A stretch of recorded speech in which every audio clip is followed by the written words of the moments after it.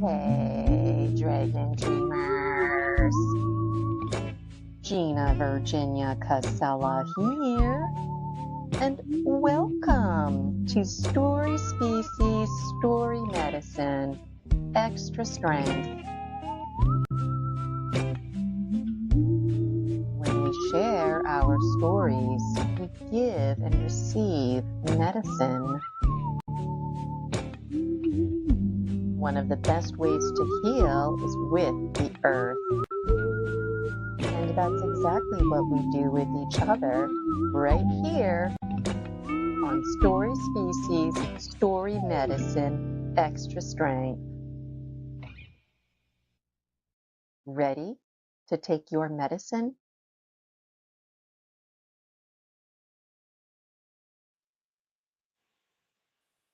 Hi, Dragon Dreamers. Gina, Virginia, Casella here, and thank you for joining me on Story Species, Story Medicine. So this season, 2026, the name was updated to Story Species, Story Medicine, Extra Strength. And today you've got me, Gina, Virginia, Casella, as your guest. There's lots of me right now. So if you'd like to be a guest on Story Species, Story Medicine, Extra Strength, please reach out. Really, really admire anyone who comes on my show because you know what? When I was growing up, I was that kid that always was telling interesting stories. And when I was a small child, it was cute and nobody cared.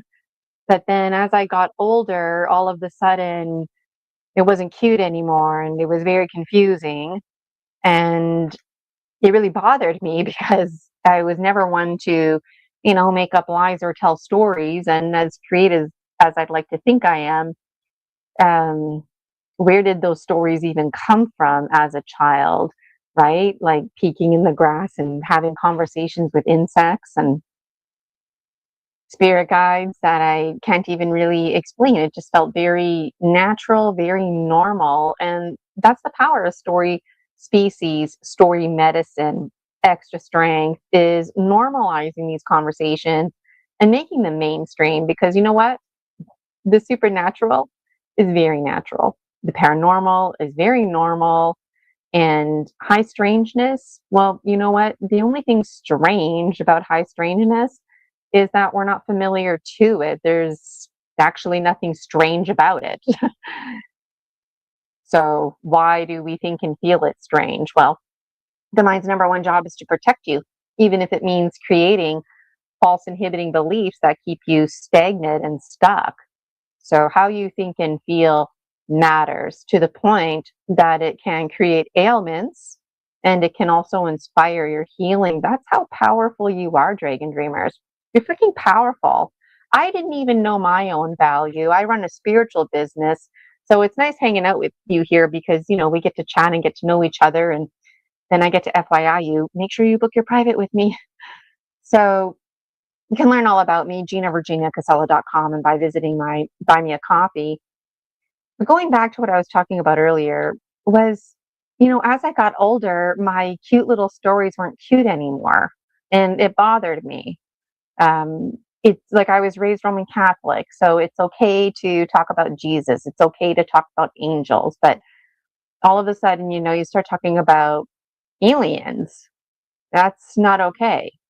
The tooth fairy is okay. Santa Claus is okay. Like it's just very confusing what is and what isn't,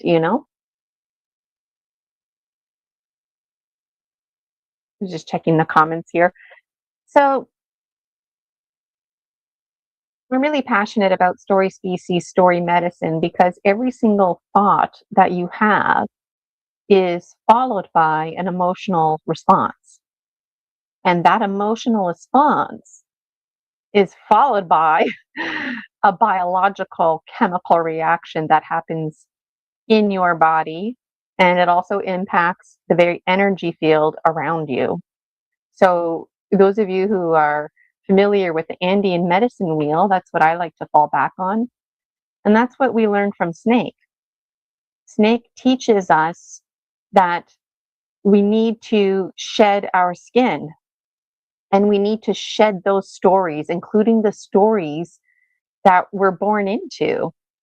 you know, when we're born here on this planet, we're born into a program, and then we're saturated with subconscious programming, and that gets even more saturated with subconscious programming based on the epigenetics, the very families and home environment that we're a part of. And so I'm very passionate about the title, Story Species, Story Medicine. And I like the extra strength part because the play on words. But we really are a story species. I read a book back in university. I went to Laurentian University and read a book by Joseph Gold called Story Species. And it was my first time really understanding. I didn't even really understand conscious evolution, but I understood, like Joseph Gold, he was probably a bit ahead of his time. And this business of stories and ceremony, rite of passage, we actually require those things because we're beaver dams, we're filters in our own right. And so on a biological level, again, going back to the level of snake, you've got your conscious mind, the 5% of you, and then you've got this other part of you, the 95% of you. Well, what chance does the 5% stand against the 95%? Well, I've come to learn actually the 5% has a very powerful role. You just need to awaken to it. So once you awaken to something, the power is to step into it and start your, usually people call it a spiritual awakening, but I've come to learn that spiritual awakenings tend to reflect traumatic times in our lives. And so in my old matrix, I was a public school teacher. This new matrix that I'm in, I'm very passionate about transforming trauma into treasure. Where is the grace in that disgrace? What are the lessons? What can we pull forward with us? When we shed the past, the way snake teaches us to shed its skin, we're left vulnerable, and we need to trust that we can slither away belly to belly with Pachamama Mother Earth without getting poked, penetrated, stabbed by the sticks and stones underneath us. So it's with conviction we're vulnerable and move forward in our lives. And when it comes to story species, I consider stories to be medicine, because when you share a story, you are giving and receiving medicine, whether you actually need it or not. Stories are something that you can tuck in your back pocket, put it in your toolbox, and you can pull from it later on. Something else that I really appreciate about stories is we realize when we're sharing our stories, often it sounds like we're talking about the same story because we relate so much to each other. We're often very focused on our differences. And when we start focusing on the similarities, that middle part of the Venn diagram, we really realize how one we are, the oneness. And so the logical mind demands the 5% of you, that logical part of you, the me talking to you right now, the 5% of me, the biological one known as Gina. We demand a beginning, a middle, and an end. We require step 1, step 2, step 3, this sequencing, this structure. Why? Because we're a story species. Well, what's interesting is the subconscious mind, the 95% of us, totally doesn't need a structure, doesn't need a beginning, middle, end. In fact, the subconscious mind is very confused by that beginning, middle, end. That doesn't even make any sense, because for the subconscious mind, everything exists in the now. There's just the now. There's no beginning, there's no middle, there's no end. It just is. So this is part of us, the present moment that we exist in can be so pressing because each and every single present moment determines the next one. So if you're having shitty ass moment, well, guess what? The next moment's going to be super shitty ass too, right? If you're at a comedy club and you're laughing and you're having a good time, well, what's that next moment going to look like? Probably going to be laughing and having a good time, right? So we need to monitor ourselves. We need to be self-regulated. We need to always be journaling. You know, the 4 R's: reading, writing, arithmetic, self-regulation, part of our wellness. having balance in our lives. And so I hope that gave you some insight. I'm just noticing some things in the chat here. Tomato is saying faith, strong spirit is greater than medical.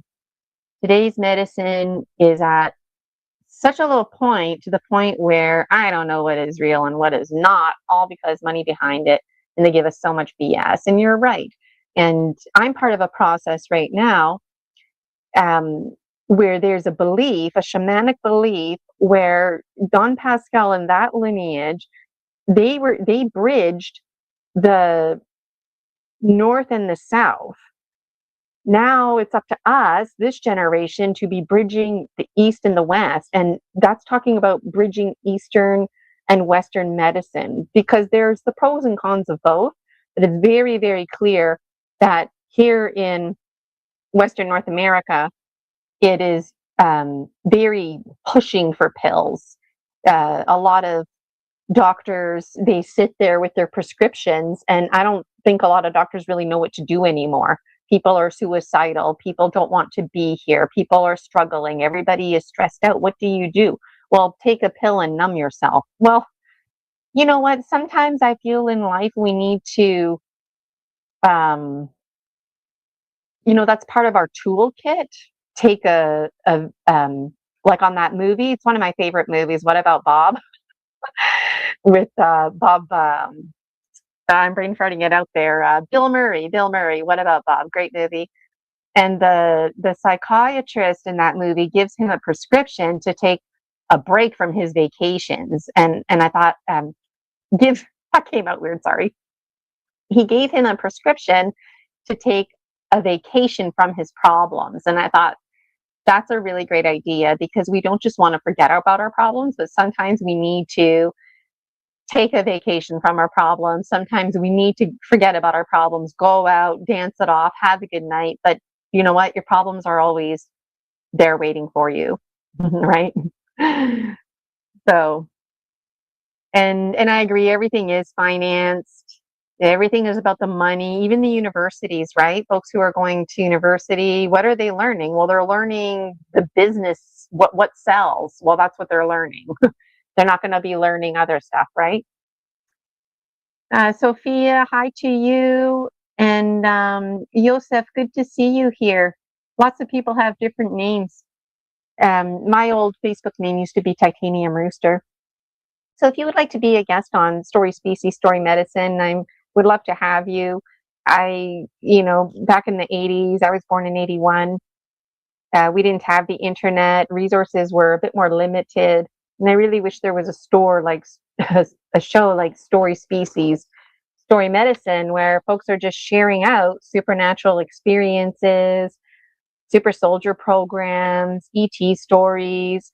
It's interesting to share the stories, to share the medicine, because we realize that we're not crazy. When I became an energy medicine practitioner, it taught me a big lesson, because you think something's wrong with you, right? Now, you just have an intrusive entity and or a false inhibiting belief. I can guarantee you. Book a private session with me, I'll test you. I bet that's exactly what's going on, right? So false inhibiting beliefs, I mentioned that before. So that's blueprints, right? So your subconscious mind doesn't understand time. So when you experience trauma, your body creates a blueprint. Your whole energy, mind, field, everything has a blueprint. And that's a timestamp. And it stays there. So even after you die, in the next life, when you're born, that's part of your programming. So if in this life you have a fear of flying, and then you die and you don't conquer this fear of flying, in your next life, that's going to carry over. So all of our traumas, a lot of them happen in this life. A lot of them are carried over from the last life too. And when it comes to intrusive entities, they live and feed literally right off of your energy field. Intrusive entities, they're not evil spirits. Intrusive entities, I learned, can be deceased loved ones, like children. They can be parents, grandparents. They could be the random neighbor, whether you talk to them or not. A lot of intrusive entities are complete strangers, ghosts just wandering this planet aimlessly, suffering greatly because of that. They don't have a body, they didn't die consciously, and now they're stuck here. So, some of us may or may not want to be stuck here, but the thing is, if you desire to be stuck here, you don't want to be stuck here in that situation, right? And a lot of us, we don't want to come back here ever for all kinds of different reasons. So if that applies to you, then you want to make sure that you live consciously so you can die consciously, and you see somebody like a shaman so that they can help you clear your energy fields and make sure that you engage in processes like soul retrieval. And that's part of my story medicine to share with you. When I became an energy medicine practitioner, we were asked to commit fully, so I did, and went through all of the guided journeys and healing. And some of the guided journeys and healing I already did, that I wasn't in the course, right? And then I did it again, and I got different answers, or I got the same answer, but I was able to dive deeper into it. So let me know how you relate in the comments to that. The point I wanted to make was, when I became an energy medicine practitioner, I understood, like, the very energy moves in and around you, and you can do things um, like clear chakras, balance them, and you can also extract safely intrusive entities. And it's really cool because, let's say somebody in a past life smashed you in the head with a rock for some reason. It's not a coincidence in this life you probably have headaches and that kind of stuff, right? So that rock is a trauma, and it's actually a blueprint. And I thought that was really interesting because when I did my training to be a rapid transformational therapist, hypnotherapist, trained with Marissa Peer, RTT, I understood the concept of blueprint. But then when I took Alberto Villaldo's shamanic training with the four winds, the reinforcement that the blueprint, it's not just like a feeling, it's a physical, energetic trauma, that the biological one you were experienced. So you've got emotional and physical trauma to deal with. And you know what? There's financial trauma as well, social trauma. There's all kinds, any category that you can think of, there's a trauma, okay? And so what I didn't realize was, I felt, if you have a strong biology of belief, you can just go see a shaman and they'll do their magic, and then good for you, right? On you go with your life. Well, it is possible that does happen, but the reality is the integration process takes time. So even though you feel results right away, you still need to have that 21-day period after the session to reinforce. So I thought that was really interesting. Like I want to make a Venn diagram: one circle, Marissa Peer's RTT, another circle, Alberto Villaldo's Four Winds, and I want to bring them together and compare and contrast and show you just how similar they are. And I also wouldn't mind adding another circle to that Venn diagram with Bruce Lipton's research on epigenetics, because it ties in together very nicely. I don't like to drop names, but when I do drop names, those are typically the few names that I do drop, because it just so happens that the things I'm passionate about talking about, their research supports it. And it was a real delight receiving training from Marissa Peer and Alberto Villaldo and my other mentors, and also meeting with Dr. Bruce Lipton and his community monthly. So let me know in the comments who and how you connect with others. Most of my connecting is online these days. So the point I wanted to make, to tie this back to story species, story medicine, was I engaged in the soul retrieval process, and we were warned that the soul might not want to come back. And if the soul comes back, it might not stay back, which is why the integration process is important. And so I thought, okay, like I want to make sure that when it's my turn to do soul retrieval, that I check this off my list, right? So I was quite studious with my homework. and I have evidence. So if you want to check out my YouTube videos, please do. Like, that's why all those videos are there. It was just sharing my process. I like to do that, but also a testament that I'm committing fully to this process, right? Checking off the list, getting this done. Well, my soul didn't want to come back. And I was surprised and disappointed and a bit taken back, because I thought, well, I did all this work in anticipation and knowing that my soul might not want to come back, and knowing that if it does come back, it might not want to stay. Like, I really, put in that time and effort, and it's not that it wasn't enough. It's that there were that many layers to be going through. And there were also some things that I needed to learn and read and be exposed to. So it took me about 2.5 months to actually do the soul retrieval. And then it took me about a month after that to check off the list with the integration process. And it was a process, but the soul is back now. And the soul part of me that did not want to return was age 4 Gina. And age 4 Gina, if you get my book series, the Dragon Dreams book series, there's 8 books published, and I've got a suitcase full more of dream journals, in addition to the recently published Dragon Dreams Oracle. And all of my content goes together, by the way, and I'll show you some slides and speak to that soon. But you can get your own Dragon Dreams Oracle now. It comes in this nice little tin can.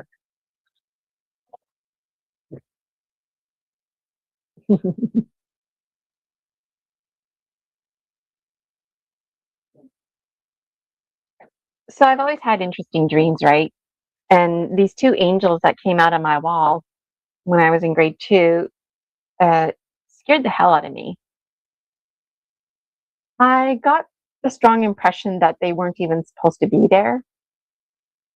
And after all of these years, reflecting back on that experience, I know now that it was my mind's number one job to protect me. And so in that moment, my mind told me, those are angels. Of course, those are angels. What else would they be?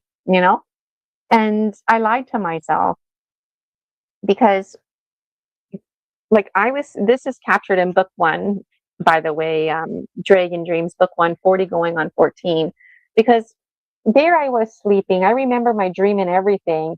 And I woke up and I was lying on my back. And then I heard like a porthole opening or something. And what? And 2 angels came out of the wall, and they were white and cloudy looking and see-through. And they were like this, like on the, coming out of the wall like that. And one head was here and the other head was here. And they didn't have feet. And that freaked me out. Not that I was already not freaked out, right? They didn't have feet. That freaked me out. And their faces were very plain and very neutral looking. And I remember that. But I lied to myself, because by the time they made their way forward and across my bed and over here on the right side, they looked like me and my sister. And I remember thinking for a minute, oh, those must be like anti-angels, like deceased relatives or something from, that look like me and my sister. Or I even thought maybe me and my sister were angels and we were exploring and coming to visit us or something like that. But that was my mind protecting me. Why would 2 angels come out of my wall like that? And they didn't even talk to me. They just disappeared. Maybe they talked to me and I don't understand. It is something that I would like to find a hypnotherapist and regress back to that and have a conversation with them. Like, and who are you? And why are you coming out of my wall? And when I was in my late 30s, that's when I started to think about that story a lot more. Because I never even considered that it would be an ET. Just my mind immediately protected me and said angel. And when that experience happened back when I was 7 years old, it started a routine where I would wake up in the middle of the night and nobody believed me. And I shut down, was very quiet about it, and very troubled that people thought I was looking for attention. And I was deeply offended by that. There was a very strong sense of simply being deeply offended, like I'm telling you something happened, and you know, and so before, when I would talk about this, my teeth would chatter and I would get goosebumps because it was really challenging to step into it. And um, I found myself like speed talking, only kind of slowing down now because it still impacts me. So to this day, I've never felt a force like that. They sang, and I've never heard harmony like that ever again in my life. And I'm a huge fan of Phantom of the Opera, and Christine at the end of the iconic Phantom of the Opera song. Like even that voice, like these angels just surpassed that big time. It literally blew my mind. But the point is that I ended up in the special education classroom because that's how disconnected I became. I couldn't imagine somebody who was physically raped, violated, trying to tell their story and get help, and nobody believes them, and then the disconnect, you know, and already disconnected from that moment, that blueprint, right? So when I was in grade 2, um, I struggled to read and write. I really didn't know how to read or write until about grade 4. And that's really scary. And my hearing would flip flop, and my vision would also flip flop because of the trauma that I experienced from that night. Two angels came out of my wall. And honestly, if I was a kid and somebody leveled with me and was like, actually, I think these are ETs that came out of your wall, I'm not sure I'd be able to handle that time. Like, or who knows, maybe it would have really awakened me. But just to have a conversation, my mom did take me to see the local priest, Father Dan, at Sacred Heart Church. And he was really open to listening to my story. And he just kept saying to me that God loves me, and that God wouldn't give me something if I didn't think, he didn't think I could handle it. But if it's too much, tell God, this is too much. And so I'd go to bed every night and be like, God, this is too much. And I remember I would hold my breath, and I would, I don't know how to explain it, but like I create like a noise in my mind. And it would hurt sometimes. I didn't know how else to block things out. And eventually I was able to sleep. But the thing is because the conversation was so shut down, nobody talked to me about trauma. And to be fair, trauma and mental health didn't have the same attention that it does today. And even today, there's big time stigmas to it, right? So I didn't know this when I was in grade 2. I know this today.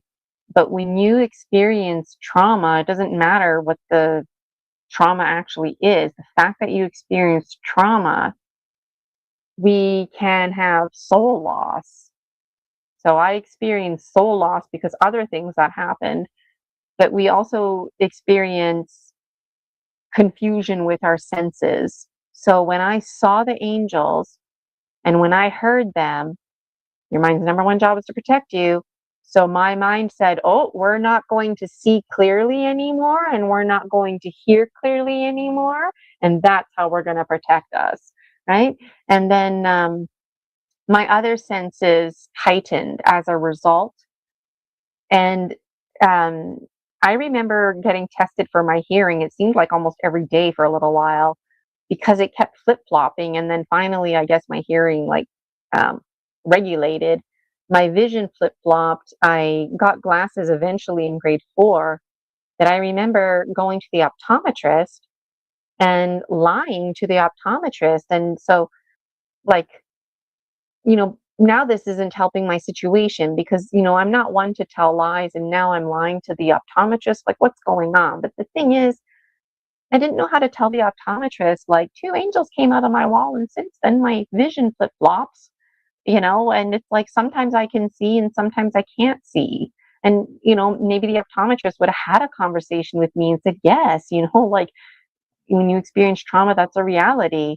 But I just thought maybe if I lie, then I'll default to getting glasses and then my problem is solved. Like in my child mind, I thought I could fool the optometrist that he wouldn't notice. So, so I always share that story because that was the first big one. And that's the one that I shared this past summer at the Full Disclosure Now conference in Florida. So now when I share this story, it's like really no big deal, but it was a big deal. And when I shared it publicly live in Florida, it, I felt myself kind of speed talking here and there and had to remind myself to take it slow. And even though it was with an audience who's into this kind of stuff, it was still challenging just to share it. And I remember before my presentation, the day before, I was like ugly crying at the beach going over my notes. And then like after the presentation, it's like, okay, check off the list, So if you have a spiritual experience, whether it was like super positive or maybe it was something like mine that confused you because it wasn't super positive and it scared you, right? You might think, oh, well, my story is not a big deal. I would genuinely love to hear it. And then it's interesting because like those images, where did they come from, and the shared images that we all have. So I'm super interested in all kinds of stories for my own medicine's sake. At one point, I was curious if I was part of a super soldier program. I don't feel I don't know how to express this. Like, I don't feel I was kidnapped and taken hostage somewhere and experimented on, maybe in another life. And it's possible during a multi-dimensional life that is going on, because I do have interesting dreams. And in this life, I have all kinds of interesting information coming to me from the Great Galactic Navy and not the guns type. And Mark and baby Bubba, I am live. Right now it's 2:10 in Eastern time. So if anybody in the chat can relate to anything that I'm saying, please let me know. Even now in my family, talking about this kind of stuff, we don't talk about it, So the Great Galactic Navy and not the guns type, that came to me in my dream life. I graduated from the first social emotional cohort in at the University of British Columbia, and I became a teacher. I did that for 20 years, and I was quite involved with the union. And I was known in the teaching community for always prioritizing and advocating for social emotional learning to be a priority in public education, because when you put the social emotional first, the academics flow, right? So why are we prioritizing academics? And there is a science behind it. Myself personally, I find science interesting, but I really don't like to get hung up on it. But for what it's worth, there is a part inside your brain called the amygdala, and it's like this almond shape, and information goes through there. It's kind of like a tunnel. So if information wants to get into your short-term, long-term memory, it's got to go through that tunnel. Well, when you're stressed out, that tunnel's all tight and nothing gets through, right? Well, if you're relaxed and you put the social emotional first, your basic needs are met, personal security, right? You're getting enough sleep and eat, the basics, power and simplicity. Then you put that social emotional first, and the amygdala, it relaxes, it allows information to flow in, and it goes into your short-term memory. Now, the next step is the information staying in the short-term memory. So if you get stressed out, it's going out the amygdala, okay? That if you can prioritize social emotional learning and your feelings, because we're a story species and everything I talked about earlier when I kicked this off, about how important it is how you think and feel, creating biological reactions followed by all your thinking, followed by an emotional response, creating biological reactions.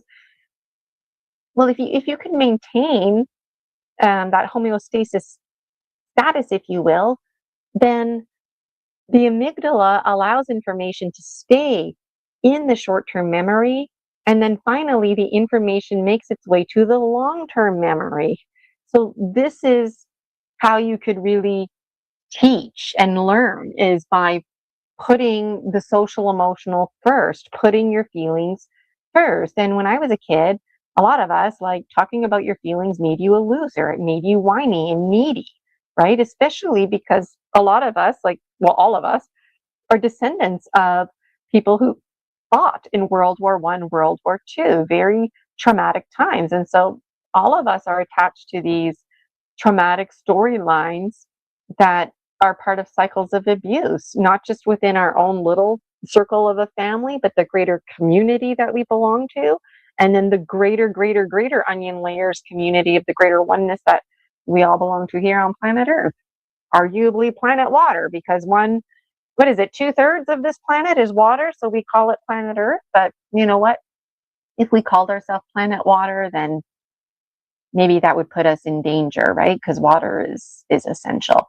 Now I'm getting off topic. It's easy to slip into timelessness with me. So the Great Galactic Navy, they're like communicating with me in my dreams, right? And I don't really understand why. And they tell me it's because of the social emotional piece. And when I was a teacher, they were observing me. And so when I'd get the kids to play with geo blocks and that, they were there observing, apparently. And I'm also told, this is coming from the Great Galactic Navy and not the guns type, that the students in my very class, or maybe because I taught on call a lot too, so just anybody who's ever had me as a teacher, it's possible that you might actually reconnect with me in this spiritual way where the dream life is bridging with the real life. Hi, Jason. Good to see you here on Story Species Story Medicine. Extra strength. I keep forgetting to say that part. Extra strength for 2026. So when you share your story, you share your medicine. And my audience, the Dragon Dream Soul Tribe Collective, really range. Some Dragon Dreamers, they've been there, done that. They talk about this. The healed healers. Really admire a lot of the Dragon Dreamers. There's a lot of Dragon Dreamers who do energy medicine, Reiki, all that stuff, tarot reading, oracle, tea leaves, you name it, they do it. Then there's people like me who they're awakened and now they're trying to find answers and connect with others, right? Then there's people who are part of the Dragon Dream Soul Tribe Collective where this is all very new to them. They're scared. They don't know who to turn to. They're just looking for people to share their story medicine, whether it actually directly applies to them or not. They're desperate for community.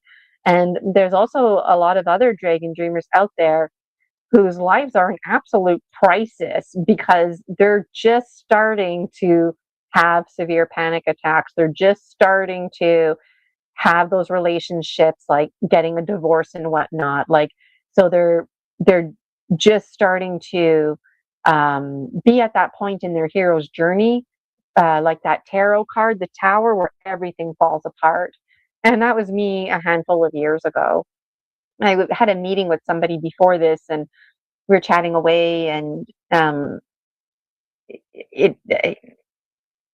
I lost everything, right? And that's part of this book series too, and it comes up throughout the series. So I was a public school teacher. Like I said, I was the involved type, and I wasn't the sick type. And then, stress caught up. I was overworking. I was doing way too much. And I had a severe panic attack. And since then, I just have not been the same. My energy level completely shot. My voice completely shot. Every single hair on my head, it was like standing up. And I had to fight for insurance. It's a very big, long, negative story. There are positive parts of the story, but it was very traumatic to go off work, and then it was traumatic, the experiences that followed. And you know what, when you're off work because you're on a vacation, that's one vibration. But when you're off work because you're not well, that's a completely other vibration. And when you're fighting for insurance money and struggling with brain fog. Like, it was just such a negative time in my life. And I wasn't used to talking about my problems because I was so used to listening to other people's problems, always working a customer service role. So uh, eventually I lost everything, and I got cut off from insurance. And that was a point in my life that triggered me back to my childhood when nobody believed me, because it's like, why would I fake that I'm sick, and why would I fake things? And behind the scenes, I was in a dance class, and I would literally like sleep all week, and then work on my dance routine. And then the Saturday I would like wake up and do my hair and makeup, and I would go to my dance class. The struggle was real, and then I would like come home, shower, and that's it. And eventually I was able to join a Pilates class, which really helped. But you know what really helped was, one day in my dance class, my arms in particular, they just felt like so sore. And then the pain seemed to subside, but my arms felt like rubbery. And I just didn't want to do anything to strain my bones. Like, the bones in my body feel very warped. And that's linked to life where I was a goldfish and I was persecuted. I was thrown onto the water to dehydrate. Um, and if you remind me, I'll tell you more about that. But just to wrap up this story here, like, when nobody believes you, that's a very big theme that a lot of dragon dreamers out there are experiencing. Things are happening and people don't believe you. And you can say to yourself, well, I don't give a fuck if nobody believes me. I believe me. Well, what about if your paycheck is dependent on that? Right? So now we get into a conversation about survival mode and what it means to be surviving or to be thriving. What does it mean to be a conformist? All of us, myself included, conformist. There's always a choice, but, well, what happens if you don't follow what others are doing? And that's a big part of our survival: community, right? Because all of us require community. It doesn't matter if you're a lone wolf and you're very introverted, you still require community. And when you don't have community, you perish. So we can have a conversation about being in a luxurious cabin in the woods, but for what it's worth, if you're off grid like that and you're self-sufficient, like, what happens if you trip and fall? Now you have a twisted ankle. Like, you might have to lean on somebody for community. And yes, I do believe animals are part of that community.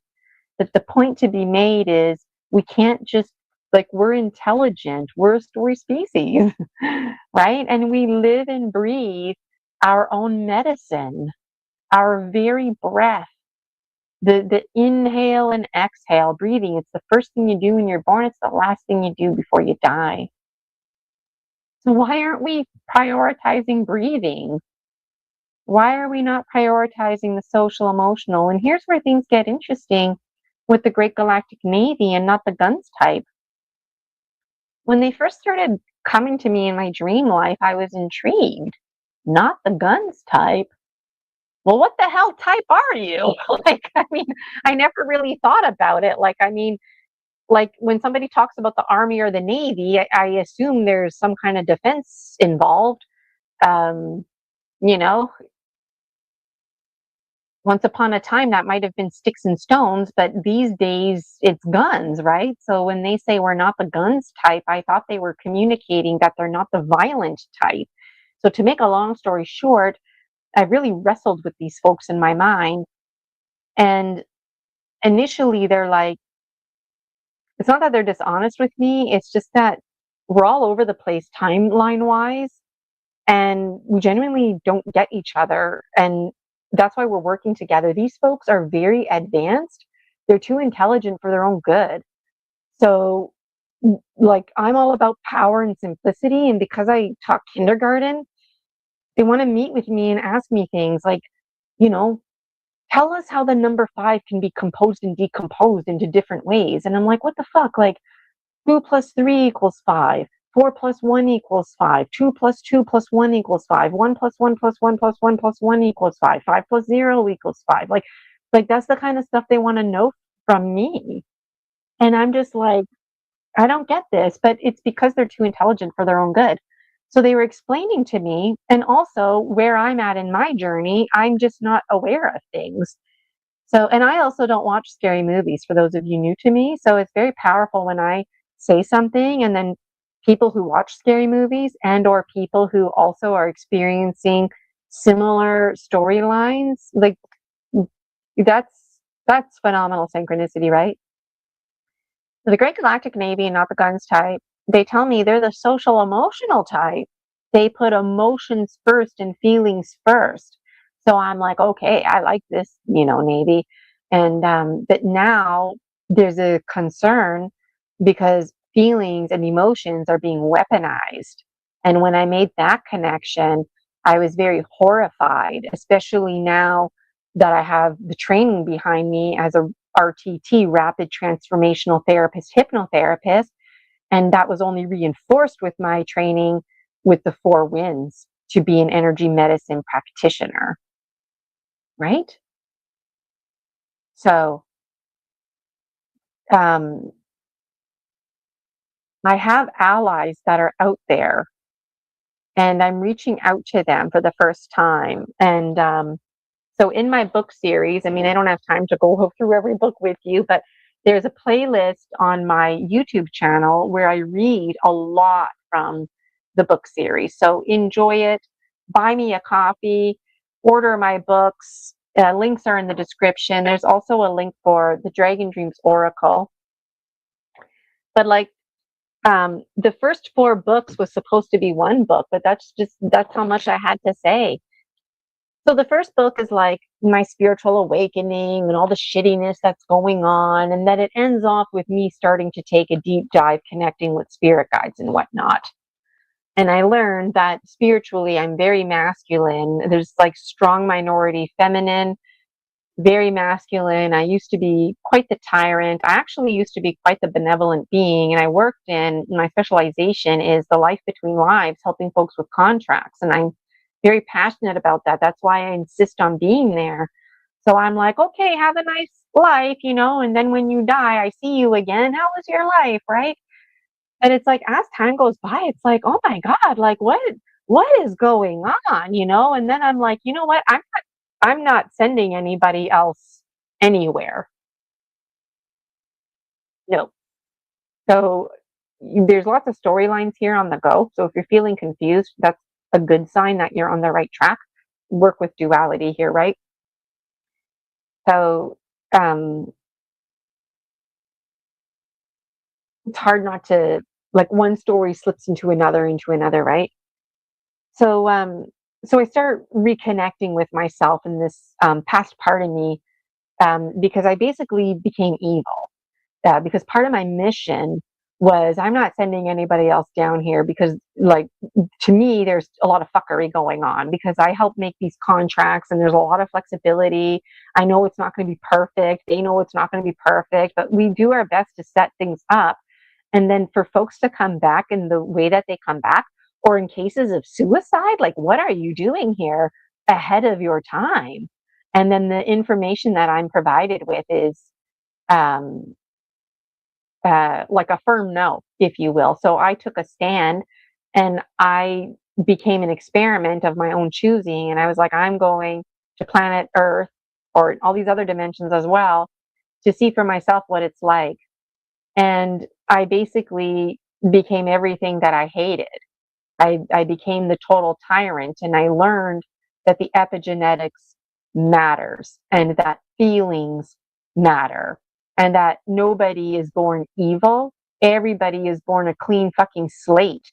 It's the subconscious programming and blueprints that haunt you from past lives and or the environment, culture that you're born into I mean, you're just a baby, right? And going back to survival and community, babies are in survival mode. Like, you want to know why the terrible twos are so terrible? Because by age 2, like, they're already intelligent, and now they're intelligent enough to know that they can communicate, and they're intelligent enough because they've been watching you and making their own connections, right? And they understand that they're in survival mode, and that's why toddlers freak out the way that they do. They're dysregulated because, in my strong opinion, they're crying out against, in opposition of that subconscious programming. They are disempowered, right? Toddlers can't just hop in a car and get the hell away from situations, right? So by the time you're age 5, that's the person you are for life. Now, you can teach an old dog new tricks, but old dogs don't learn like the puppies, right? So by 6 years old, we're old dogs. That's why the social emotional is a priority in public education and all workspaces, and it starts at home. Social emotional learning, that's at the grocery store when you're waiting in the lineup and you're not acting all pissy because it's taking a bit longer. You can self-regulate. That's part of the social emotional learning too, right? So by the time you're in grade 3, just a short 2 years later, right? 24 months after, it's really not a long time.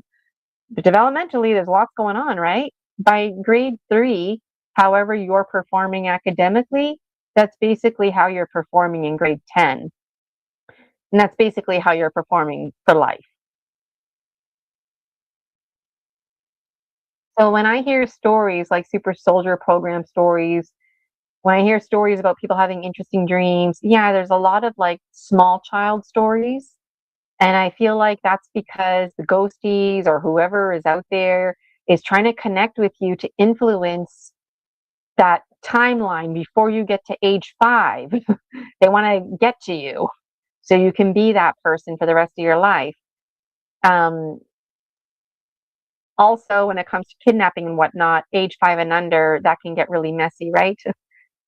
But the power struggle, there's always a power struggle between adults and children. And children don't challenge adults typically. And that's the power of the toddler. The toddler will challenge you. The baby will challenge you and cry and scream, right? And then what do they learn? They learn that they're disempowered and that they're in survival mode and they don't have a choice but to play along. They don't have a choice but to learn the language that you speak. They don't have a choice but to believe in whatever religion or culture or even fun things like Christmas and Easter, chocolate egg hunt, something like that. Even if it's something positive, like they conform because their life depends on it. So I'm just kind of getting sidetracked now, but the Great Galactic Navy and not the guns type. There's a man, Tom Tomlinson, and I never heard of him before. And I'm minding my own business as per usual. And I start a subscription with Gaia. I figure I need to invest in this because I don't know where else to go. And I don't believe everything on Gaia. I just take in the story medicine as it comes. I mean, how can I expect somebody to believe me and my story and everything that I'm saying when there's gaps in what I'm saying, right? So I believe that you believe. Anyways, I'm getting off track again.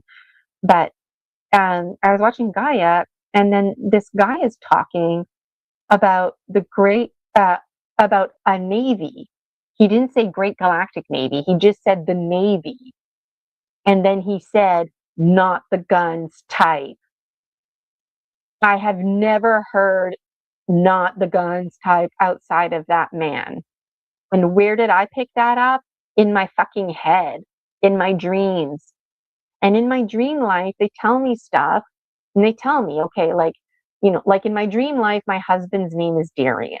Okay. But they've said, don't be disappointed if your husband in this waking's life, if his name's not Darian. It might sound like that, or maybe his last name sounds like that.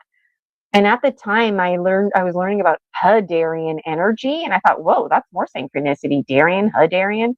But anyways, point to be made, the Great Galactic Navy and not the gun's type, if I'm not going to get hung up on categories and hung up on wording, well, who's to say that the folks I'm talking about aren't the same folks that that guy's talking about, right? So it really, really inspires your own thinking and helps you to make connections. And um, so all of this is unfolding, right? And so book one, it kicks off with me honoring the indigenous land, actually, because my business, it's Gina Virginia Casella is the business name, and then there's umbrella terms like the Dragon Dream Soul Tribe Collective, and it used to be called Present Moment Hypnotherapy International. And so PMHI was born on the unceded traditional territory of the Latako Dene, which is located in the city known as Quesnel, British Columbia. Beautiful, beautiful area. If you like to go hunting or fishing, definitely get there. It's by Williams Lake and Prince George. And more hunting and good fishing too up in my hometown, Timmins, Ontario. But this picture here with there's a contract and a big lightning bolt, that was very powerful. And I remember when I drew this picture, I felt like something is wrong, like I'm going against something here, like not against God, but like somehow I was rebelling, you know? And then, like I mentioned, it concludes with like stories where I start learning about the life between lives and roles that I've taken on and what became of me. And a lot of females don't like me because of this history. And it's something I actually, a lot of females don't like me in this life for different reasons. And that's where I'm at. So then book two, Gaining Ground, it starts to get more into like special messages and heartfelt moments. And I start to get to know my spirit guides. And I have like conversations with God, and I discover things like the greater paradoxes. And then by book three, Losing Ground, it continues on, and I'm bridging more dream life and waking life. This image here is very powerful because I saw it in my dream. And long story short, these are the two mountains in British Columbia, Kamloops, and that's where the teachers do their training every year. Not like the ones who are involved in the union business. That's where we would meet every year. So, wow, talk about synchronicity, right?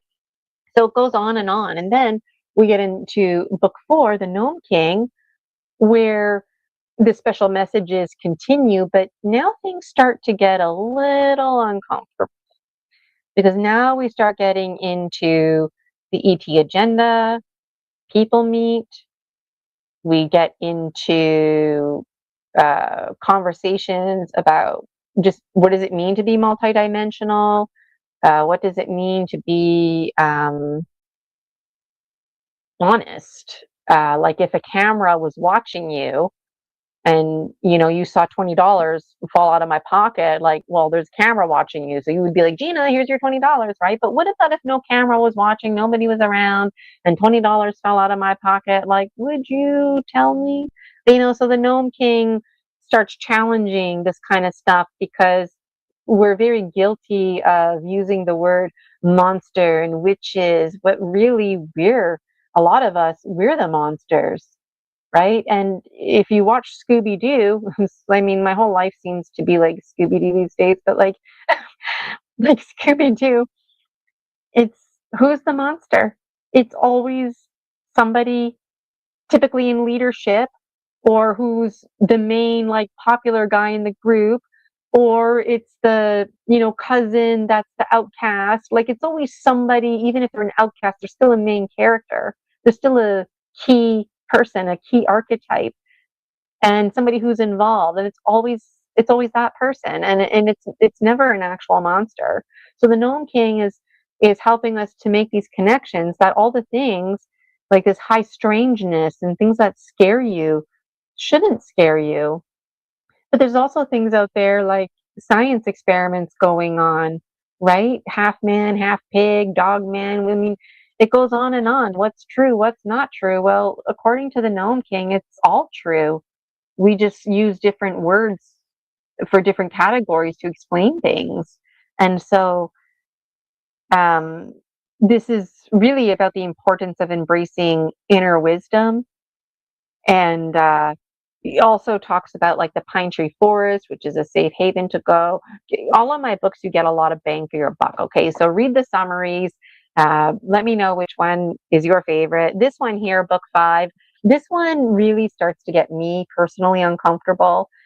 um, I wasn't well when I published these books. And so I was working with the AI rewriter. I had my dream journal. I would like mumble it in my microphone.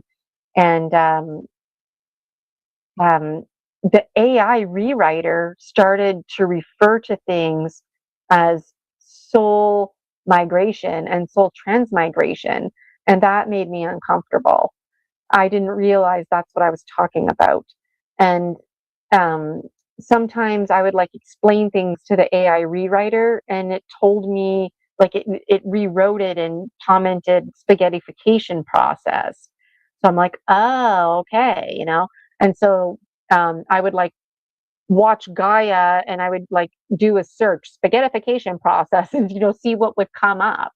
Um, Soul transmigration. And so I watched a lot of Cosmic Disclosure, huge fan of David Adair. It's actually David Adair who, in a positive way, I don't know if triggering or awakening is which word to use here, um, but he was talking about in one of the episodes, he's on so many, I don't remember which one it was, but he made some good points.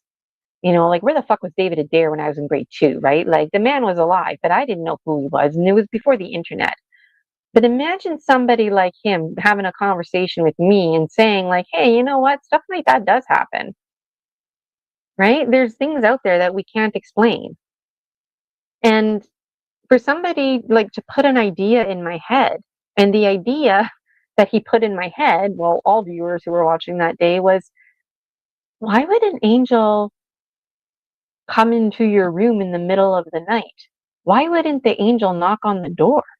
Why wouldn't the angel have a conversation with your parents? Like and when he was saying stuff like that, it was the first time that I realized, oh my God, those weren't angels, those were fucking T's. Right? And if not ETs, they were some kind of technology folk. I don't know. I don't know. And there's just so many layers. Like, how come the wall wasn't broken, right? Was there a porthole? And I remember like after the experience, I would just like touch my wall and be like, what is going on? And I remember being afraid to touch the wall, like I might go somewhere. And I remember going outside in the grass, like my dad had a bunch of rock that he put there, and touching, because in my mind, angels come from the sky, right, from heaven. So I figured the angels came down. My bedroom's in the basement, so they went down into the soil and then into the wall.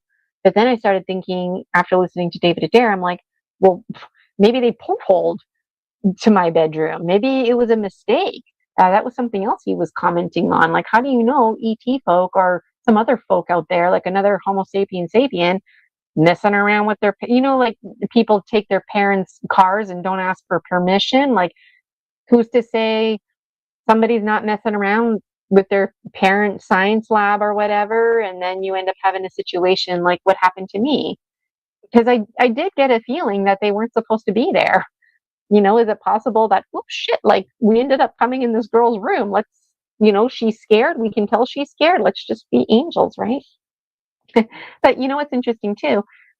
um, like I mentioned earlier, that routine, that incident began a routine where I would wake up like my dad worked a lot of night shifts. So my mom would go to bed, and then I would like wait for her to go upstairs.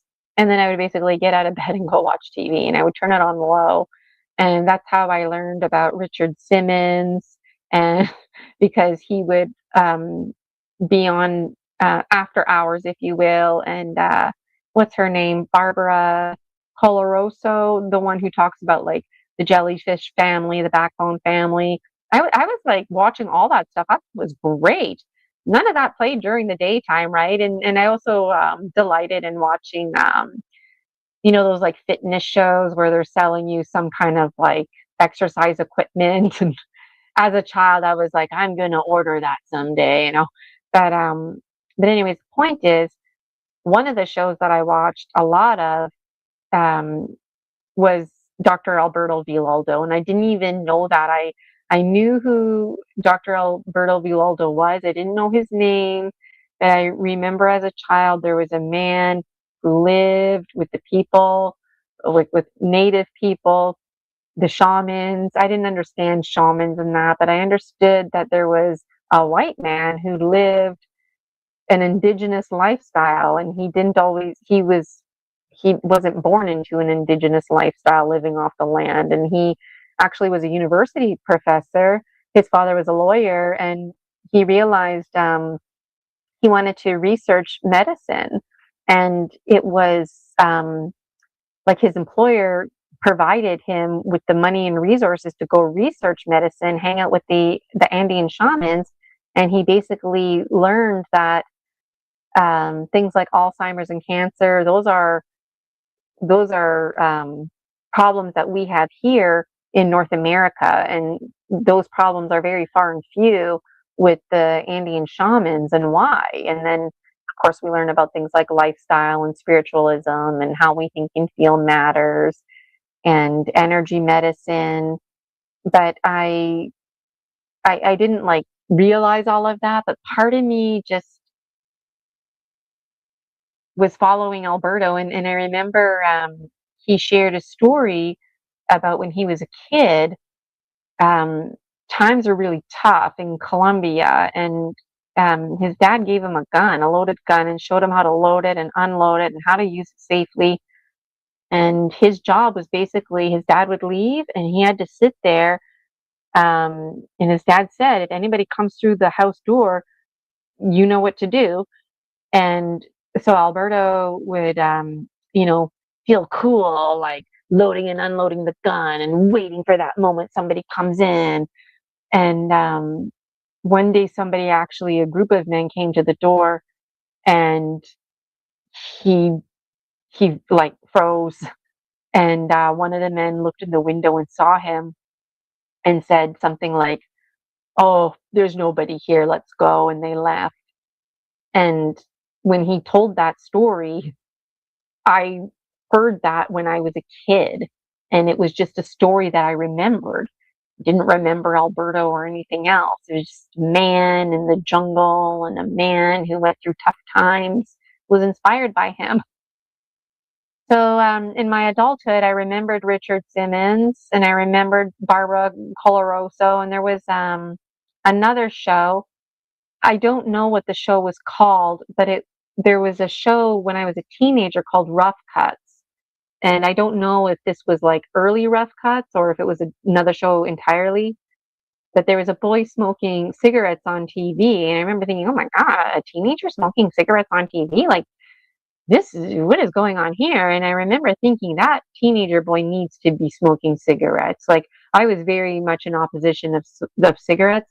And I was like, that boy, he needs cigarettes. And it's because he was sharing his molestation stories, and I learned a lot about sexual abuse watching that show. And so the point I'm making is that why did those angels come through my wall? Maybe it was a coincidence, but maybe they needed to wake me up so that I could watch these TV shows, because to be honest, I wouldn't have watched them during the day. During the day, I was out playing all the time. I didn't watch a lot of TV, right? And so now, all these years later, and then when I had my spiritual crisis, when my life fell apart, I was turning to, well, I'm not even sure. I was feeling freaked out about the spirit and something about the wind. And then I started Googling things, and one thing led to another. And I discovered the four winds. And then Alberto, I didn't recognize him or anything, but I started watching videos. And then I saw that video where he was sharing about the gun story, and I was like, oh my God, like this is that man from my childhood. So I joined Alberto Villaldo's Shaman 21 community, and I also took his wife's 13 moons, and it was just what I needed. And honestly, like, where was this when I was a kid? Like, that's the thing. Like, maybe in the middle of the night, I was supposed to get information from Jaguar and Snake and the Andean Wheel, and maybe I did. But maybe Richard Simmons dancing to the oldies was more entertaining for me at that time. I don't know. But I thought it was really cool that, things have a way of migrating to coming full circle. And so, wow, um, so, um, and just things like clones. And uh, I remember Alberto, he published his own tarot deck, 2 decks now. And that really liberated me because I thought, what? Like Alberto is into tarot? I didn't think that was going to be okay. And it's totally okay, right? It's totally okay. And actually, part of the Four Winds Energy Medicine training, they talked about Oracle. And you know what? Like, that's how the course ended. And that's when I published my Oracle. I meant to publish it 2 years ago. I just haven't been well enough to do it. Um, so this conversation is going everywhere, but you can see how one story leads to another. Um, the Great Galactic Navy and Not the Guns type, they keep coming up in my books. And there's also, they just start to get called the science colleagues. And I'm not even sure who's who, but I do have a belief that those of you who are tuning in are part of this. So the words we use, like the Great Galactic Navy, Not the Guns type, like maybe in your dream life, it's called something else, or like the Gnome King, like maybe he's called something else. Um, I talk to the Grim Reaper like all the time in my dream life. And he tells me that his name is actually the Cosmic Custodian. We're the ones who call him the Grim Reaper. And there's other dimensions out there, and our Cosmic Custodian talks to the other Cosmic Custodians, and he's the only one that's known as Grim Reaper. But what does that say about our universe, right? Um, so it just that kind of stuff that comes up, and then things start to get really uncomfortable because then this book comes out, Feared and Revered. And this we start talking about ET craft design. And I feel uncomfortable with my scientist colleagues because like they keep asking me these questions and I keep having to like recommend things. Like just the way their wheels are structured on their ship, and it makes me uncomfortable that I'm making recommendations to them, and it makes them uncomfortable that they can't make these simple connections. And so we find balance in this way. And the folks that I work with have come to realize that they're a bunch of misfits. They're a bunch of people from different spaces and places who have come together for the greater good, and they're not getting hung up on categories. Um, they're just calling it a truce, if you will, and moving forward in the name of consciousness, unity consciousness, our greater oneness, and our greater alchemy. And there is a lot of fuckery going out there, and we're quite inhibited with what we're even allowed to talk about. Um, so there's lots of heartfelt conversations that take place in here, and it seems like the Great Galactic Navy and Not the Guns type and my other colleagues, the science colleagues, are very much interested in this. And then, so this is all like in my dream life, right? But then in real life, Greg Braden provides very interesting research about brain-heart harmony. I call it brain-gut-heart harmony because the gut needs to be part of that filtering system, right? And maybe Greg does talk about that. I don't know.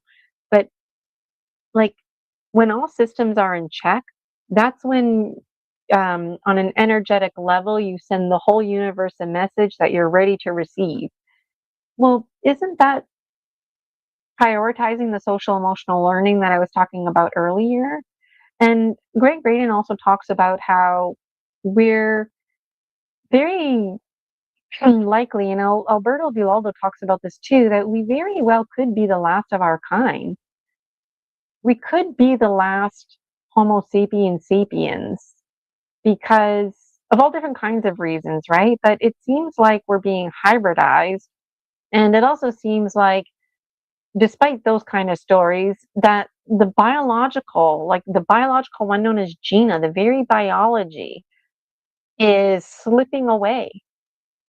And once it's gone, it's gone. You can't have it back, just like the water in the last shower you took, because it's in the past. So anything in the past is dead. There is no past. Remember, everything just is. That's our logical mind insisting that there's a beginning, a middle, and end, that there's past, present, future. There's only the now.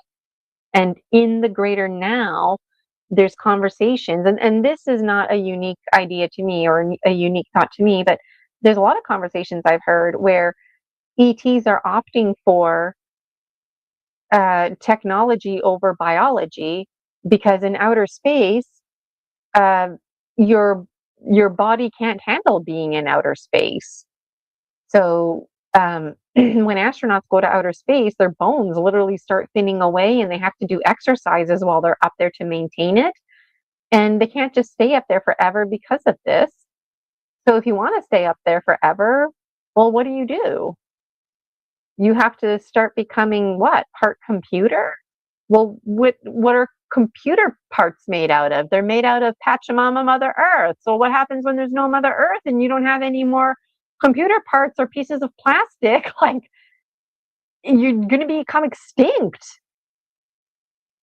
So I've had conversations with my dream life about this kind of stuff, and they're admitting to it now. Yeah. Some of them are in that situation by their own free will and choosing, and some of them, they've been kidnapped and whatnot and experimented on, and this is the reality that they're in. So I'm convinced, excuse me, that all of our stories go together.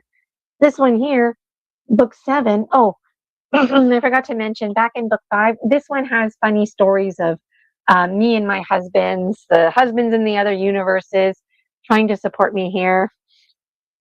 And on that note, if you find yourself with some extra money, that's from my husbands in the other universes, so that you can buy my books and stuff like that. This one here, book 7, I already talked about this, Revered and Feared. It's this one here, book 7, An Elephant's Anthem of Liberation. This one here is about me having realizations about how powerful I really am. Now, even though my stories are all about me, I'm the hero in my hero's journey, I very quickly realized my stories are about everybody, right? You can't read my story and not see yourself in here, right? And so this book is powerful because, when you see those like big elephants and they're just like hanging around the camps, and it's like, why doesn't the elephant leave? Like, why is the elephant staying here? It doesn't need to be here. And it's because when the elephant was a baby, it was tied to a tree. So it learned not to walk away very far. It couldn't walk away very far. So then eventually you take the leash off the elephant, and the elephant doesn't make the connection that it's off the leash. So it stays in that area. So there's a beautiful painting out there. I don't know who created the painting. It's famous. There's lots of different versions. And there's an elephant running with a rope, and there's an uprooted tree in tow.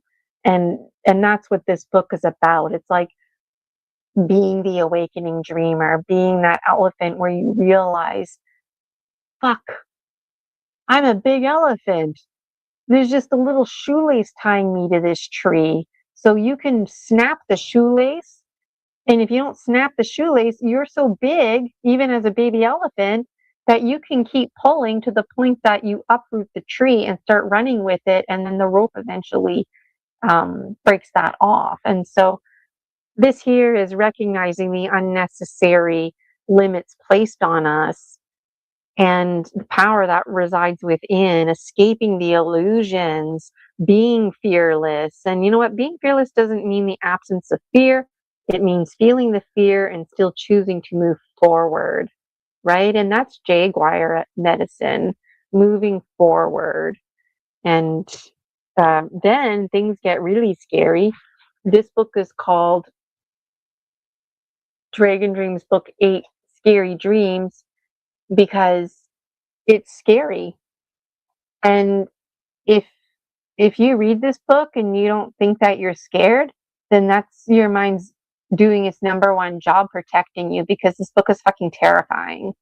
It's not bloody and gory. It's terrifying because I believe it's true. It's I call these folks looshers, and they're like predators. They come in, they kill the children, and then there's other stuff that happens. But like, for what it's worth, like the Grim Reaper comes later to collect the souls, right? And then we start talking, and we start talking about predator behavior and mentality. And the Grim Reaper basically says, like, like he understands it's upsetting that I, bore witness to that. But for what it's worth, those predators, they came in and they killed, and it was over and it was done.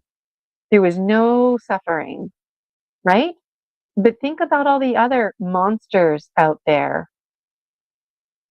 So, like, the perspective that I get is very, very interesting. And there's also a story in here about me being on a ship, and this is in my dream life, which I believe to some degree is true, where you'll have to read the story, but I mean, like, this one girl, she just turns to black sand, and it's the way the sand hits the table. And again, I was watching Gaia, and somebody mentioned black sand, and I was like, well, what, huh? Because nobody talks about black sand. And that came from my dream life. And I remember when I was a kid talking about cremation and ashes, and I remember being like, oh yeah, and black sand, and people were like, what, sand? And people clarifying, no, like when you die, you get buried in the ground and your body like decomposes, or you get burned and your body becomes ashes, just like cigarette ashes. Like, my parents smoked cigarettes, so I'm like, I understand ashes, okay? And I understand, we would go camping a lot too, so I understand ashes from the wood, right? Um, I'm talking black sand. And so anyways, this book is scary. And there's another one called Possession, which is a dream that I had a long time ago now, where I'm an exorcist in this sense, and I, remove this entity. But what's so scary is the power that I have, because the way I just naturally and easily yield it with fluidity, and there's no guns. It's all biology of belief. So in my dream life, I'm not even sure if I'm doing energy medicine. I might just be mind fucking people with their own biology of belief. And it's really powerful because the demon can like read my mind. We can talk to each other. And so there's some funny moments, because when I'm doing the exorcism, I just have like a notebook, but I recognize the time period, and I'm like, oh, folks here probably think this is a Bible, right? So then I start waving it around like it's a Bible, and the demon is so upset about this because he knows that I'm having an impact on the family, right? So there's just so much to say. So these are my books. My intention today, my guest today wasn't able to make it. We had to reschedule, but I thought, you know what? I'm going to come on today and just reiterate my book series and where I'm coming from and how it started with me, with the story of the two angels, the Dragon Dreams Oracle. I would like to show you some of my slides before I log off here. And just checking at the comments here. Baby Bubba's asking, do you believe in the afterlife? And I do believe in the afterlife. And arguably, this is an afterlife of some other afterlife, and that afterlife is part of our alchemy. And Baby Bubba's got a few more comments here. He says, he's scrolling through Facebook, but he's enjoying this deep conversation. And torture is the worst. No suffering, please. And it's true. Like being, that's what we do. We lie to ourselves, right? The mind's number one job is to protect you, even if it means lying to yourself and creating false inhibiting beliefs. So as a coping strategy, we do that. We lie to ourselves. But what happens when coping transforms into suffering, right? So you really want to live consciously so you can die consciously. And what does that mean to die consciously? It means saying your I love yous and I forgive yous. Let me pull up some slides here and then I'll let you go. This one here, Project 30, ISIS, Unity Consciousness. Like I mentioned, Dragon Dreamers, all of my content is going together. Like this show, Story Species, Story Medicine. I'm hosting a conference. I've got books that I've written. I've got an oracle deck. I meet with people behind the scenes and have interesting conversations. And in my book series, it's predicted that this is all supposed to create a movie. And I thought, well, how's that supposed to happen? And well, it's happening. We're at that point now. Things have a way of moving fast, and things are moving fast. I got another slide here. So Story Species, Story Medicine, this season, 2026, I hyphened it with extra strength. And it's because I'm going to have a book that's going to come out in 2027. And every time I have a guest on my show, the AI is going to summarize the conversation and I'll tinker with it to make sure it's, well captured. And then I'm going to be putting that in as a chapter in a book. So every year there's going to be a book that comes out to honor what I'm calling medicine bearers. Something I really struggled with was, I call it the confused warrior. So you think, okay, you're going to fight for what's right and take a stand and help the little guy, right? Well, what happens when you have to stay small to stay safe, right? Don't rock the boat. That's very traumatic and confusing for the warrior. And that's why I call it the confused warrior. A lot of warriors get themselves in trouble because they're trying to be helpful, and a lot of confused warriors, they don't understand recoil, coil, forward, coil. And so we learn through this archetype that recoiling, taking a step back, is part of protecting and providing. It's part of being a warrior. And when it's not safe to talk and to share your medicine, then you become a wisdom keeper. So you don't have a choice but to stay small and safe. I mean, there's always a choice, but you'll end up persecuted. And if that's how you want to die, fine. But if you want to stick around a little bit longer and maybe try and make things work, you can be known as a wisdom keeper, and you can attempt to do things, carry the torch, if you will, on by doing things in private and sharing the lessons in small groups. And that's basically what's happened throughout history. But eventually, when you get to a point where you can speak freely, not that your life is perfect, but you can share your story medicine, this for me puts you under the medicine bearers. So you transform from being like the warrior to being the confused warrior, and you transform again into being the wisdom keeper, keeping all the information and wisdom, and then eventually you transform into the medicine bearer. And that to me is important, because folks who come on Story Species, Story Medicine, extra strength, it's not that their lives are perfect, but there's a point to be made that they are on their healing journey. right? Because story species, story medicine is not talk therapy. And when we talk about medicine, we want to share the story. So we want to share like the trauma and what happened, but we don't want to be stagnant. We don't want to stay stuck in our stories. And we want to role model to others our process because it gives them hope. It provides them with a storyline, a story structure that they could incorporate into their hero's journey. And before when I was talking about ETs coming and going and the literal biology not being able to be up there in outer space, like that's all part of the hero's journey too, because the hero's journey typically, you don't want to respond to the call, then you respond to the call, go on the journey, you meet archetypes and get redirected and whatnot. But then at some point when it's time to go back, what happens? Don't want to come back because you like it over there. But you come back because now you have to bring back the medicine with you.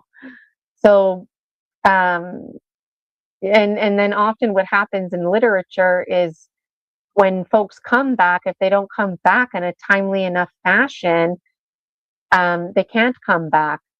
They don't fit into the environment anymore. And traditionally in stories, people come back and it's like they've only been gone for like 5 minutes, but they come back and it's like 500 years have gone by. Those are the kind of stories. And I feel like those stories could very well be part of super soldier programs. And it's interesting to me. All of this is interesting to me, um, I also believe that there's like a fake government out there. I picked that up somewhere. I don't remember where, but somebody was like talking about how there's a fake government and basically it's presented as very legit, like people get income tax statements and whatnot, but in truth, it's fake. And they don't even, like, you have a whole entire career, you don't even know that it's fake. So then when you retire from this career, you don't get a pension and stuff like that because you never had one to begin with. It was all fake. And then there's other stories where I've heard where you even get a pension because that's part of keeping it fake. So it's just like all this sliding and guiding and weaving. I take it all in, all of it in. And I'm aware that somebody might come on my show and totally bullshit because they just want to get attention. Or maybe, in a handful of years from now, they'll make fun of me and be like, oh my God, I can't believe that girl had me on her show. And I just like told some bullshit story. But you know what? I don't care because I feel like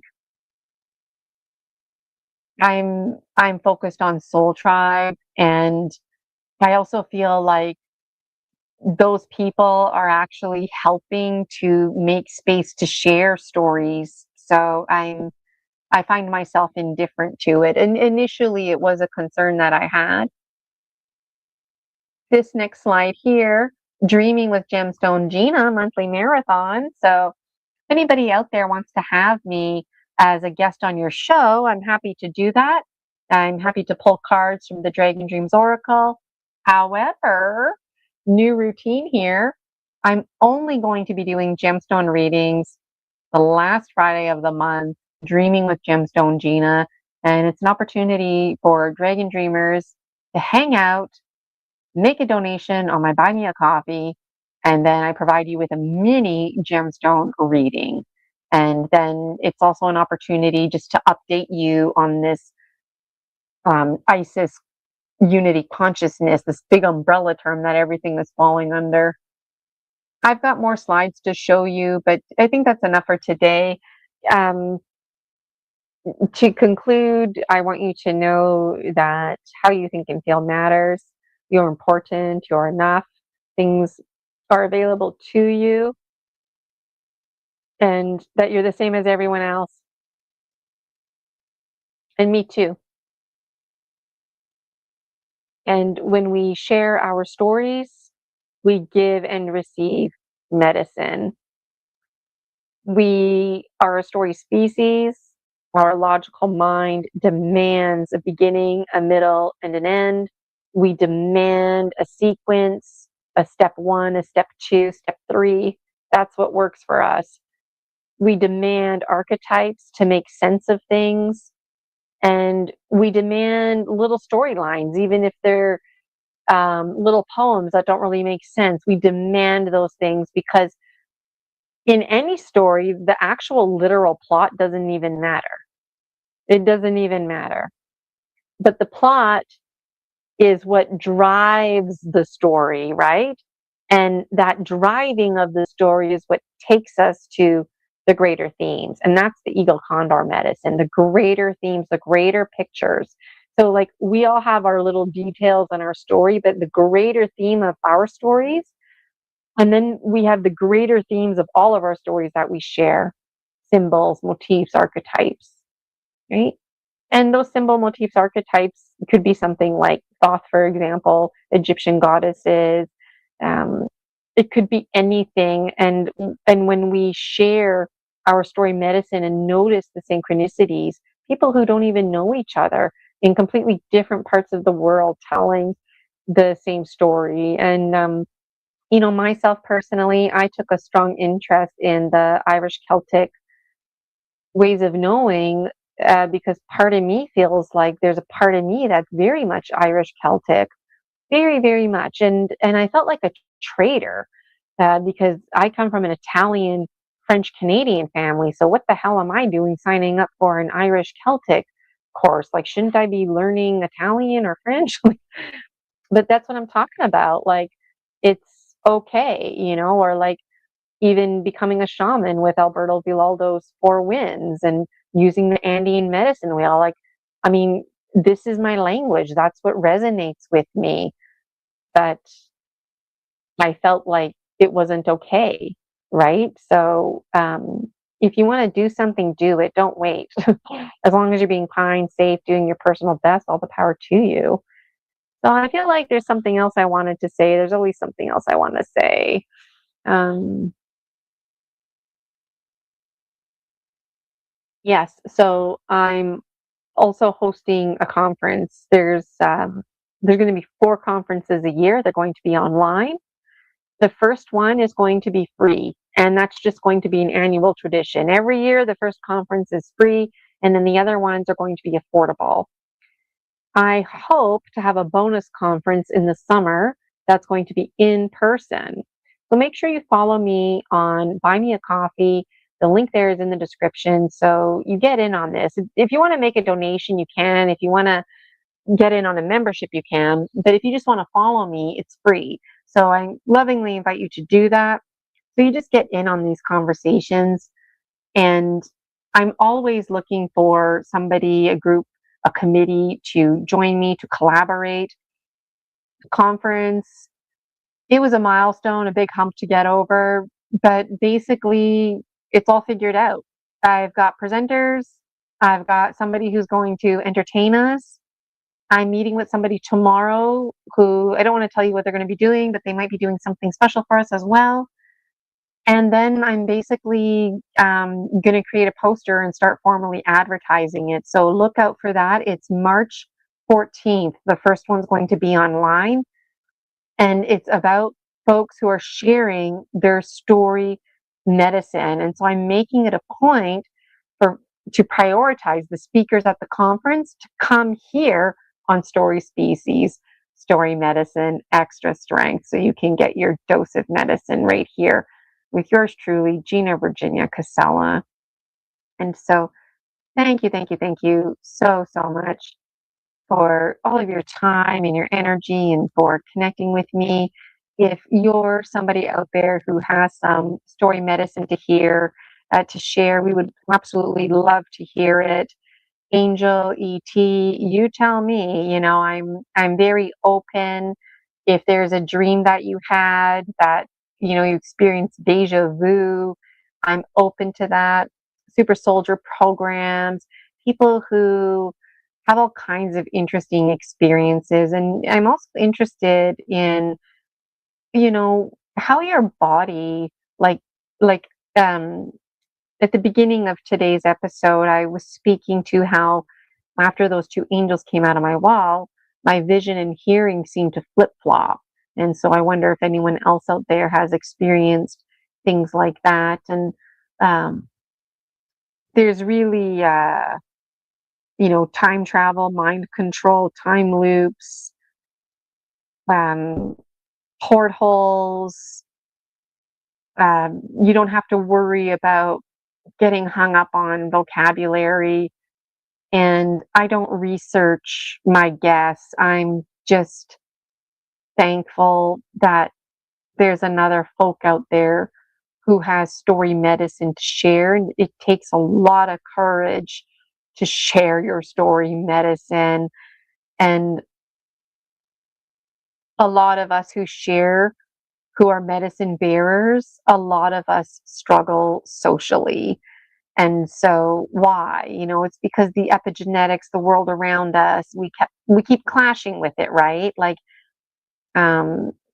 even though I speak English and I'm hanging out with other people speaking English, well, I might as well speak a different language because nobody wants to hear what I have to say about ETs or my interesting dreams, and just relating to one another and reiterating that, yeah, me too, I was shut down as a child, or yeah, me too, I ended up in the special education classroom because that's how much of a dis-fucking connect it caused, or like, yeah, me too, for example, maybe you're like me, um, Italian, French, Canadian, but you feel like a traitor because you're learning about Irish Celtic. Like, I don't feel that way anymore, but at that time it was very taboo. And even to make the shift from being Roman Catholic to now referring to myself as an energy medicine practitioner, and I'm not bound to any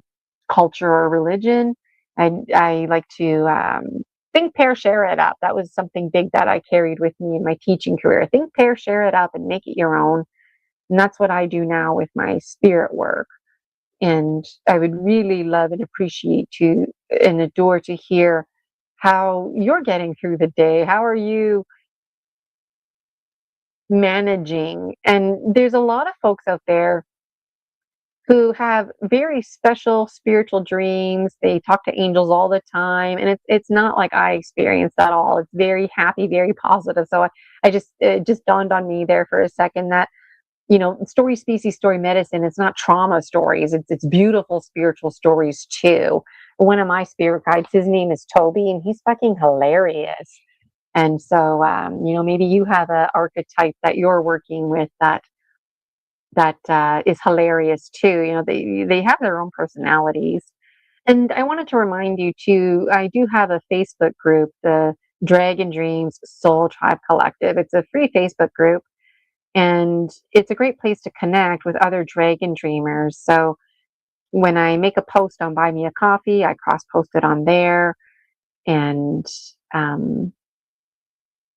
in the summertime, I was posting daily questions. I would like to fall back on that. And especially now with story species, story medicine, extra strength, I would like to be posting daily, weekly questions. I used to post the same questions, like every Monday was the same question, every Tuesday was the same question, because I don't want people to feel overwhelmed either. Like, you get it, you don't get it, people pick up on the comments. And in the Facebook group, the Dragon Dream Soul Tribe Collective, that's what the Facebook group is called. You can post pictures of your dream journal, or if you're doing some kind of spiritual autonomy practice, maybe this full moon, you had a full moon, that's the place where you can post it to connect with other dragon dreamers. And so on that note, I wish you well. Thank you, thank you, thank you. Thank you, thank you, thank you so much for taking an interest in story species, story medicine, extra strength. And I look forward to the Dragon Dreams movie series unfolding. And I forgot to mention too, like, in the name of all of my fundraising that I'm doing, story species, story medicine, my Buy Me a Coffee, it helps to pay my business expenses, right? So like the Canva, and also my personal time meeting with people behind the scenes. And if anybody out there has a suggestion for an AI to create the movie, please let me know. I started clicking around behind the scenes. I very quickly got overwhelmed, but it was a good, positive experience to get overwhelmed because it gave me hope. About a year ago, I was attempting to make movies, and it cost way too much money. It was like a few $100s for just a few minutes. I didn't realize that because they made me like, they took me through this process where I was enjoying their program, and then they're like, it's going to cost $300 to publish the 3 minutes that you just did. Like, Yeah, right.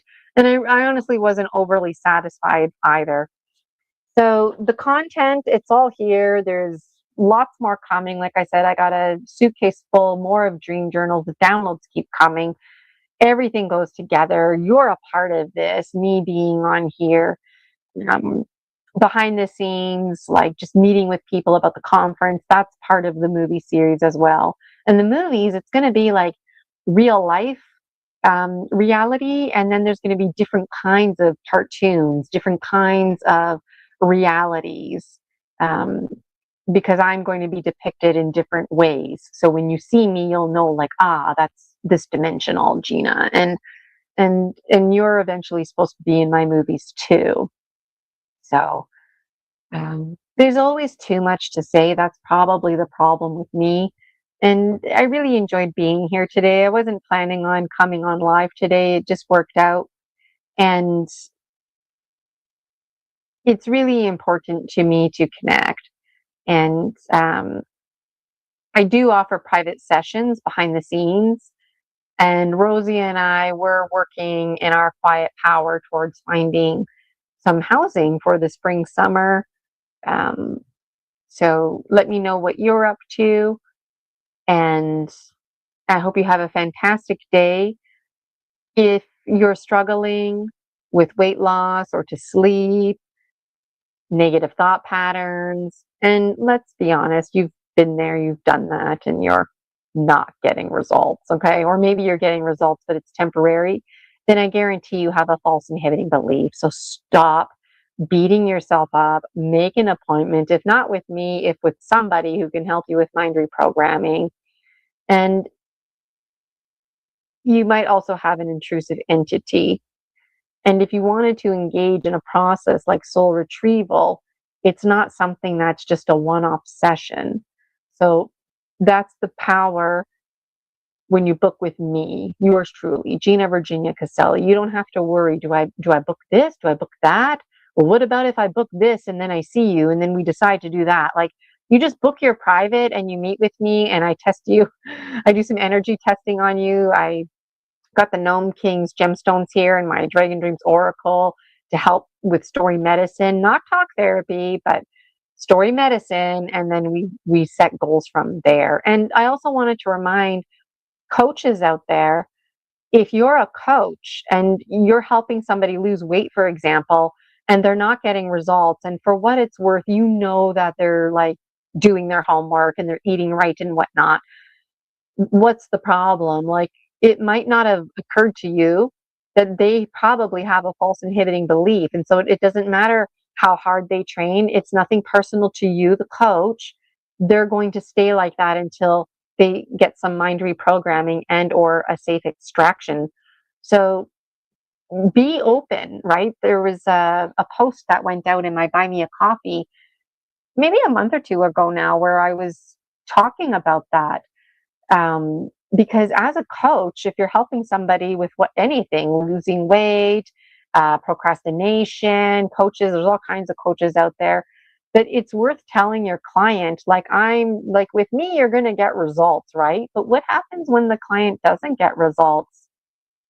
Usually they don't tell you, they just don't book with you anymore and you don't hear from them again, right?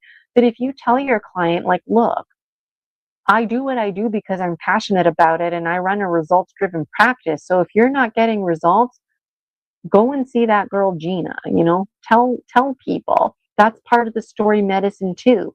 So if you're a coach and people are not getting results and it's not good for business, like, this could be a, a an indicator to you that, oh, it's nothing to beat yourself up about. It's nothing to take personal. You need some energy medicine and or mind reprogramming. Well, there's power in simplicity, and epigenetics does matter, and you matter. I really mean that. You fucking matter. Okay? You really matter. And I'm telling you, like, in my own personal experience, like when I did my training, the person who trained me was Marissa Peer. I don't know if she still personally trains, but I was really fortunate to have her. And she would always say, my clients, they've been waiting 40, 50, 60 years to hear things like that. You're important, you matter. And then when I started my own practitioner's train, like my own business, I just couldn't believe it. Most of my clients range from late 40s to mid 60s, early 70s, somewhere in there. I've had the odd one in the early 80s, and every single fucking one of them, including me, hearing it for the first time, like just the coherence that comes with it. And, you know, my own story about ending up in the special education classroom. So, who knew that I would graduate high school with a bunch of C's and D's, but I went to the adult education center, and who knew me, Gina, the girl who went to the special education classroom, who couldn't really read in grade 3, 4, ended up graduating from Laurentian University with an honors degree in English literature. And then I graduated with a second degree from the University of British Columbia in British Columbia in education with a cohort focus in social emotional learning. And then the participator that I am, there I am going to all the Pro Ds. I eventually became a facilitator for the British Columbia Teachers' Federation. What a fucking thrill. What an amazing unfolding that I personally would have never imagined for myself. Right? And then despite having a severe panic attack, my life moved on. Is my life perfect? No, but it's pretty fucking perfect for me. And despite everything, I acquired more education. I became a RTT hypnotherapist and clinical hypnotherapist practitioner, and now recently graduating from Alberto Villoldo's energy medicine practitioner's training. But despite all of that training, there's part of me, I don't like to admit it, and that's part of the story medicine. There's a small part of me that still feels like I'm not intelligent. Now that's fucked up, right? So it used to be like a big feeling. Now it's just a little feeling. And that's part of the whole soul retrieval process that I had to go through in all of the layers. With age 4 Gina was really not impressed, and basically age 4 Gina was not willing to become age 5 Gina, let alone age 44 Gina, because a lot of my life was not in alignment with her. So I was able to make peace. And you know what? Like, tomorrow is never promised. And if I died today, I would be dying with a satisfied mind. And not everybody can say that. That's what it means to live consciously. That's what it means to die consciously. And so, wow, wow, wow, wow. I have a lot of appreciation for story medicine bearers who came before me and sharing their stories, because if it wasn't for you, there's absolutely no way that I would have shared my story. And aside from stories like ETs and interesting dreams and super soldier programs and space travel and time warps and portholes and whatnot, for what it's worth, anybody out there who shares a story, anybody who has been denied the opportunity to be heard, just the validation in being heard is big time. And to be in a community where you can share something and it resonates with the community. It's not something that you just shun and put to the side. And so there's a lot of immigrants and single mothers in particular that really inspired me when I was a teenager to keep going and to not give up. And I almost got emotional there. So um, My name is Gina Virginia Casella. Thank you so much for tuning in today on the first episode of 2026, Story Species, Story Medicine, Extra Strength. So share this medicine, let people know about it. And if you'd like to be a guest on my show, definitely reach out. And if you're looking for something to read, my website, all the information is there in the description. One website to rule them all, ginavirginiacasella.com. It's got everything there linked to the books and the oracle. Oh, and now I know what I wanted to say. I do that. I tuck thoughts away and then I forget about them. Um, if anybody out there purchases the Dragon Dreams Oracle, and then you're online doing oracle readings for fun or maybe to collect money, I would absolutely adore if you reached out to me and sent me a link. I would love, love, love, love, love to watch that unfolding, because maybe something that I said in the Dragon Dreams Oracle or a picture, you might interpret that a different way, right? And that's okay. And I'm open to that. I knew that when I published it. And for what it's worth, if you purchase the Dragon Dreams Oracle and you wanted to maybe buddy up with me on Dreaming with Gemstone Gina, we could do that, right? You can come live with me and show your face. And that would just be a thrill. Like I would do the gemstone reading and then you could pick from, your the DDO in short, one more acronym for you, the Dragon Dreams Oracle, the DDO. You can pick a card for somebody using your own DDO, right? And I left some of the cards blank in the DDO so that you can create your own oracle. And so I just can't wait for all the sharing that we're going to be doing, all of the dreaming that we're going to be doing, all of the co-dreaming that we're already doing. So thank you for dreaming this beautiful world into being with me, co-dreaming this beautiful world into being with me. And I wish you all a fantastic day, and make sure you follow me on Buy Me a Coffee, okay? So you stay up to date with the latest, and I'd love for you to participate in the free Facebook group, the Dragon Dream Soul Tribe Collective, and I would absolutely adore if you booked a private session with me. All right, Dragon Dreamers, I've been chatting your ears off here. So have yourselves a wonderful day, and I'll see you next time. Take care, and bye for now.